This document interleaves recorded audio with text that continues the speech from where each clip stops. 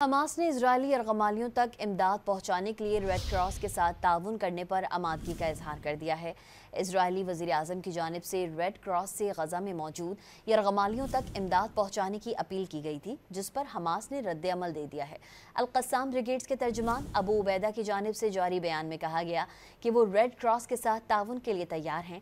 ताहम हमास की जानिब से शर्त रखी गई है कि गजा में इंसानी इमदाद के लिए रास्ते खोले जाएँ और हर इलाके में शहरियों के लिए मुस्तकिल बुनियाद पर अद्वियात और खुराक की फराहमी यकीनी बनाई जाए। हमास की जानिब से ये शर्त भी रखी गई है कि यरगमालियों तक खुराक और अद्वियात पहुँचाने के दौरान इजराइल गजा पर अपना हर किस्म का फ़िज़ाई ऑपरेशन बंद रखेगा। अबू उबैदा ने मजीद कहा है कि अल-क़स्साम ब्रिगेड यरगमालियों को जानबूझकर भूखा नहीं रखती और वो भी वही खुराक खाते हैं जो गजा के शहरी खाते हैं।